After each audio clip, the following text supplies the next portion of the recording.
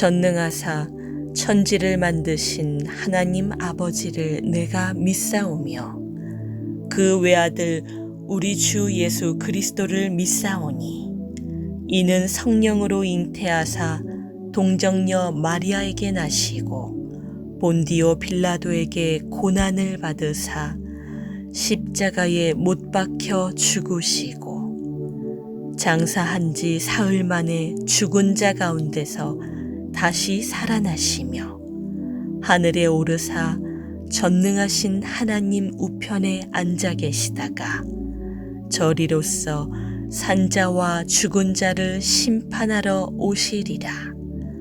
성령을 믿사오며 거룩한 공회와 성도가 서로 교통하는 것과 죄를 사하여 주시는 것과 몸이 다시 사는 것과 영원히 사는 것을 믿사옵나이다. 아멘.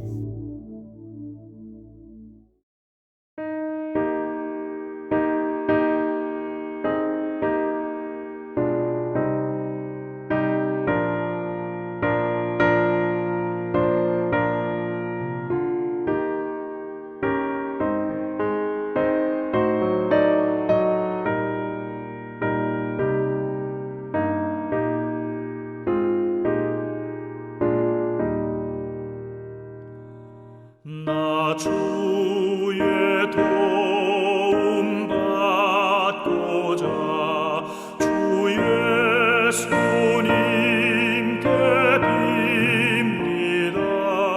그 구원 허락하시사 날 받아주소서.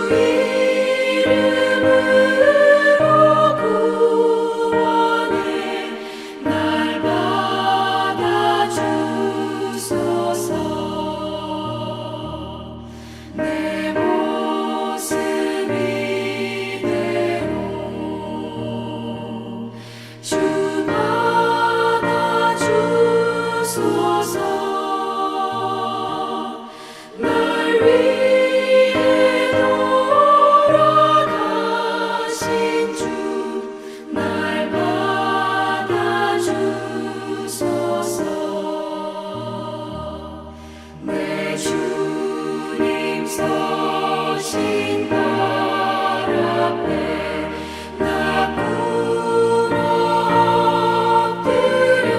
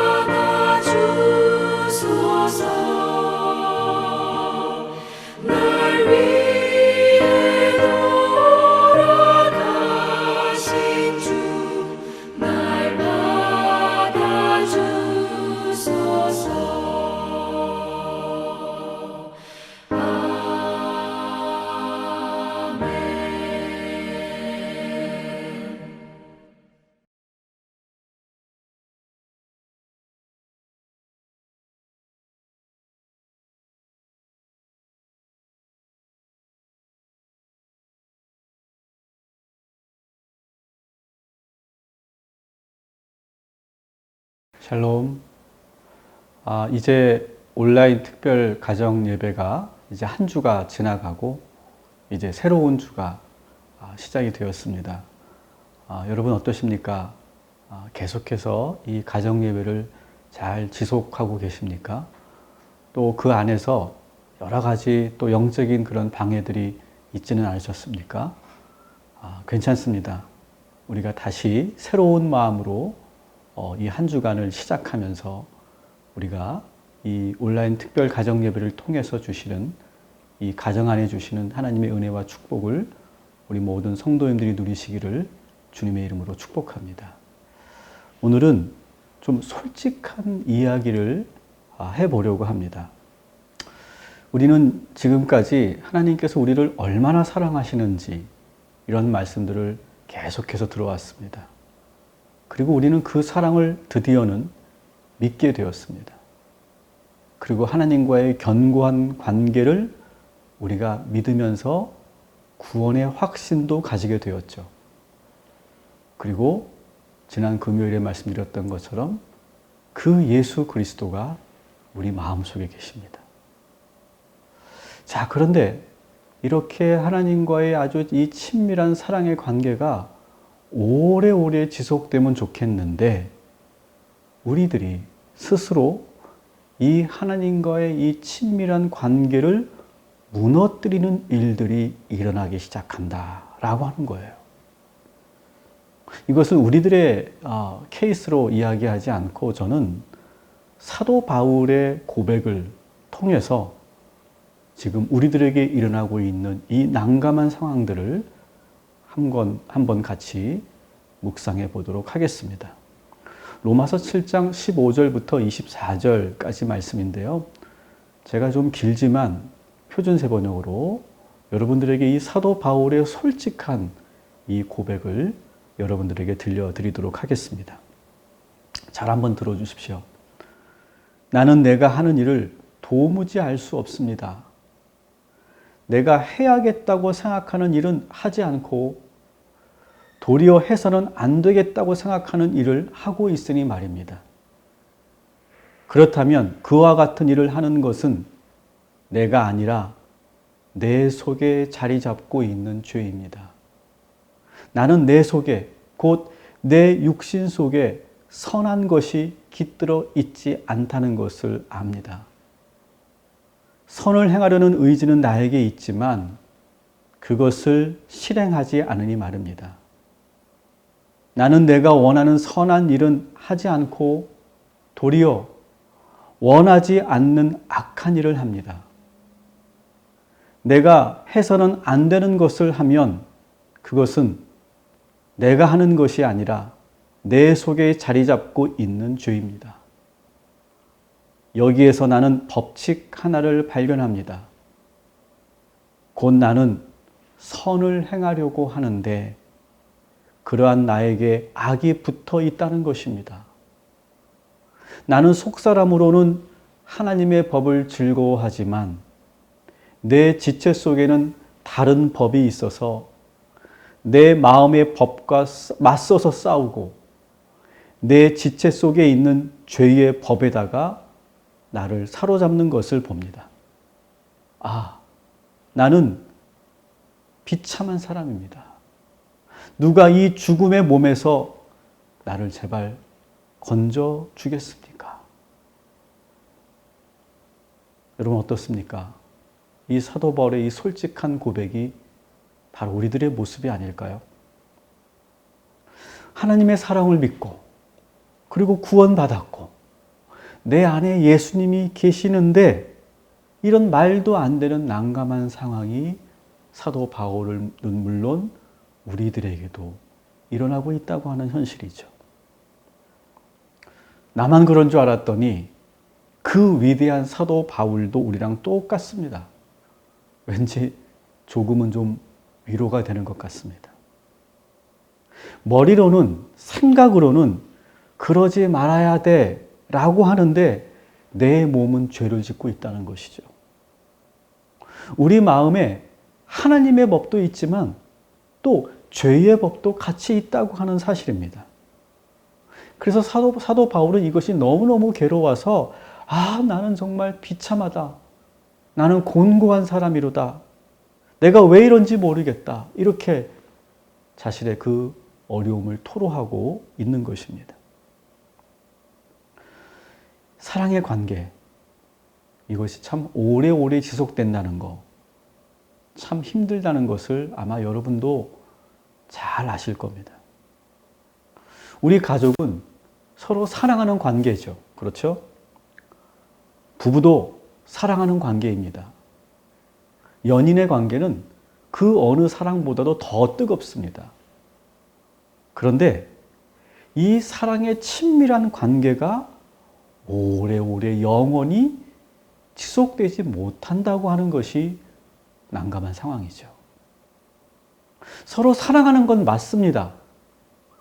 내 마음 속에는 그런데 또 내가 하고 싶은 대로 하고 싶은 그런 마음이 있는 것이죠.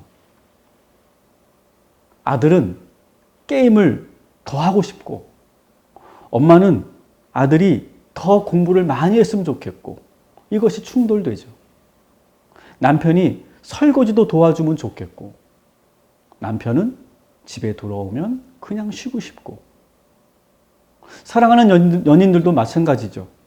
같이 있는 것이 너무너무 좋은데 어느 순간 단점이 보이고 결점이 보입니다. 또 같이 있는 것이 너무 좋지만 또 친구들하고 어울리고 싶은 마음도 있습니다.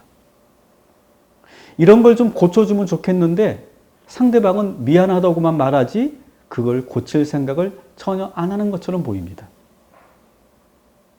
이럴 때 서로 사랑하지만 하지 말아야 될 말을 하게 되고, 또 자기가 하고 싶은 대로 하게 되고, 의도하지 않았던 말을 하면서 상대방에게 상처를 주는 이런 일들이 사랑하는 관계 속에서 아주 자주 일어나는 일들입니다.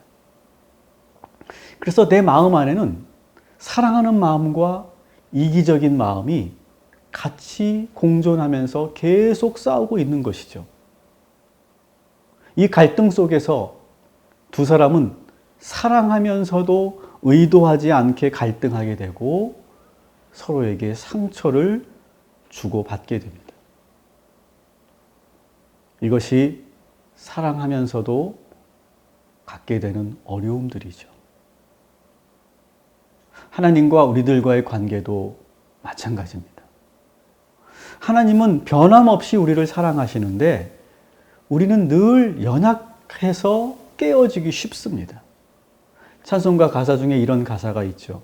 내 힘과 결심 약하여 늘 깨어지기 쉬우니. 아마 여러분도 이 찬양을 많이 불러보셨을 겁니다. 하나님에 대한 우리의 믿음과 사랑은 아직 완전하지 못하죠. 왜냐하면 우리는 여전히 내 마음속에 자기가 하고 싶은 욕구가 계속해서 꿈틀거리고 살아있기 때문입니다. 아담과 하와가 선악과를 보면서 뭘 느낍니까? 보암직도 하고 먹음직도 한 그 욕구를 느끼고 그 욕구를 이기지 못하고 결국 선악과를 따먹게 되죠. 그것을 이겨내지 못했습니다, 결국. 이런 인간의 이러한 모습을 성경에서는 죄라고 말합니다. 기독교는 인간을 이렇게 이해합니다. 성선설도 아니고 성악설도 아니죠. 성경은 이렇게 인간을 정의합니다. 인간은 하나님의 형상인 동시에 죄인이다. 좀 어렵나요? 이걸 좀 더 이렇게 풀어서 설명 들어볼게요. 인간은 하나님과의 관계 속에 있는 존재인 동시에 그 관계를 깨뜨릴 수도 있는 죄인이다라고 하는 것이죠. 자, 그렇다면 이 관계의 위기, 이 관계의 긴장감을 우리는 어떻게 극복할 수 있을까요? 여러분, 두 가지만 기억하십시오. 사도행전 3장 19절에 이런 말씀이 있습니다. 제가 읽어드릴게요. 그러므로 여러분은 회개하고 돌아와서 죄 씻음을 받으십시오. 그러면 주께로부터 편히 쉴 때가 올 것이며 주께서는 여러분을 위해서 미리 정하신 그리스도이신 예수를 보내실 것입니다. 뭐라고 말씀하십니까? 회개하고 돌아오라. 이런 말씀을 하시죠. 문제는 우리가 이렇게 죄 짓고 회개합니다. 그런데 또 난감한 것은 우리는 또 죄를 짓죠. 그러면 또 우리는 회개하게 됩니다. 그리고 또 우리는 또 연약해서 나의 이 욕구를 이기지 못하고 나의 이 강한 자아 때문에 또 죄를 짓죠.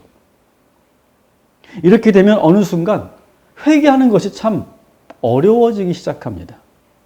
이렇게 계속 회개만 하면 하나님께서 나를 용서해 주지 않을 것 같은 느낌이 듭니다. 그러면 어느 순간부터 회개하지 않게 되죠. 그리고 아버지 하나님의 눈치를 보게 되죠. 거리를 두게 되고 그 주변을 배회하면서 가까이 가지 못하게 되죠. 이때 우리는 이 말씀을 반드시 믿으셔야 합니다.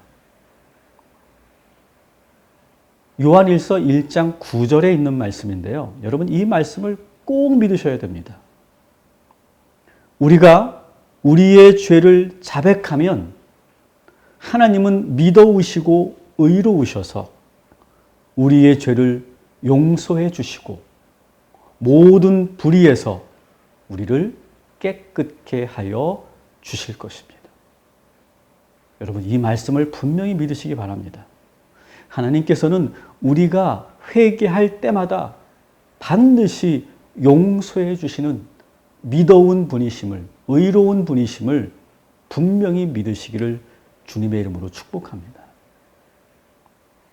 동시에 이런 말씀이 있습니다. 히브리서 4장 16절도 읽어드릴게요. 그러므로 우리는 담대하게 은혜의 보좌로 나아갑니다. 우리가 회개할 때 주님께서 반드시 용서해 주실 것이라고 하는 믿음을 가지고 담대하게, 어떻게? 담대하게 주님이 계신 곳으로 가까이 나아갈 수 있어야 된다는 거예요. 우리는 약합니다. 연약합니다. 그래서 죄를 지을 수밖에 없습니다. 그 죄 때문에 관계가 멀어질 수도 있고 깨어질 수도 있는 위기 속에 우리는 늘 있습니다. 그러나 여러분 우리가 이렇게 죄를 지을 수 있고 연약할 수 있고 그 관계의 위기가 찾아올 수 있지만 여러분 절대로 하나님과의 관계를 포기하지 마시기 바랍니다. 하나님과의 관계를 포기하지 않는 방법은 뭐라고 그랬죠? 담대하게 하나님을 믿고 회개하고 더욱더 가까이 다가가는 것이라고 하는 겁니다. 이렇게 하나님과의 관계가 계속 이렇게 유지되면 그때 비로소 우리는 서서히 변하게 됩니다. 우리의 인격도 우리의 성품도 달라지기 시작합니다. 이것이 바로 기독교에서 말하는 성화라고 하는 개념인 것이죠. 사랑하는 동꿈 우리 가족 여러분, 우리 가족들이 서로의 잘못을 용서해 주시기 바랍니다. 용기를 가지십시오. 용기를 가지고 용서를 구하시기 바랍니다. 실수했어도, 죄를 지었어도 관계를 포기하지 마시기 바랍니다. 이렇게 가족 안에서 서로 용서하며 사랑의 관계를 유지하면 그 안에서 우리 모든 가족들은 성장하게 될 것입니다. 특히 우리 자녀들, 우리 부모님의 그 용서와 사랑을 먹고 오늘도 성장하고 매일매일 성숙해가는 우리 자녀들 되고 우리 가족 여러분 되시기를 주님의 이름으로 축복합니다. 기도하겠습니다. 하나님, 오늘은 회개의 은혜를 저희들에게 주신 은혜에 감사합니다. 우리에게 회개할 수 있는 기회를 주신 것 감사합니다. 우리가 이 회개를 통하여 아버지 하나님과의 관계를 계속 붙잡을 수 있도록 인도하여 주시옵소서. 우리는 사도 바울처럼 너무너무 연약하고 깨어지기 쉬운 존재들입니다. 우리의 자아가 너무 강하고 우리에게 있는 욕구들이 많이 있습니다. 그로 인해서 우리는 죄의 유혹을 느끼고 결국 넘어질 때도 많이 있습니다. 넘어졌을 때, 죄 지었을 때 주님과 거리가 멀어지는 것이 아니라 믿음으로 담대하게 주님께로 가까이 나아와 회개하는 하나님의 자녀들 되게 하여 주시옵소서. 우리 가족들의 관계도 주님 이 시간 축복하여 주시어서 그 잘못된 지난날의 상처 때문에 깨어진 관계가 회복될 수 있도록 인도하여 주옵시고 용기 있게 용서를 구하게 하시고 사랑으로 그 용서를 받을 수 있도록 용서해 줄 수 있도록 주여 인도하여 주시옵소서. 우리는 여전히 사랑의 주님과의 관계 속에 놓여 있습니다. 주여 우리를 용서하여 주시옵소서. 이제는 우리를 끝까지 사랑하시고 그 사랑으로 우리와 함께 하시는 아버지 은혜와 죽기까지 사랑하시고 용서하시는 예수 그리스도의 그 사랑하심과 날마다 우리에게 회개의 마음을 주시고 회개의 기쁨을 주시는 성령님의 감화 감동 역사하심이 이제로부터 영원토록 우리 모든 가족들 머리 위에 함께 하시기를 간절히 축원하옵나이다. 아멘.